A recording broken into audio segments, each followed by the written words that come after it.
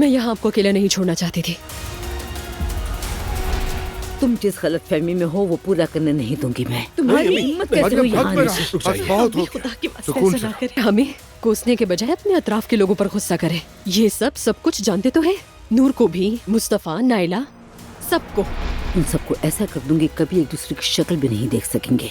कोई खुश नहीं रहेगा, किसी की जिंदगी में सुकून नहीं रहने दूंगी। उमर, तुम्हारे सिर्फ झूठ की वजह से हमारे दरमियान तलाक हुई। तुमने हम दोनों की जिंदगी बर्बाद कर दी। मैं तुमसे एक दूसरा मौका मांग रहा हूँ ज़ैनब। ये बात झूठ थी कि उमर किसी और से मोहब्बत करता है। वो अपनी बीमारी जानता था, उसने मुझसे रिश्ता इसलिए तोड़ा कि उसे लगा कि वो मरने वाला है। क्या अब भी उमर से मोहब्बत करती हो?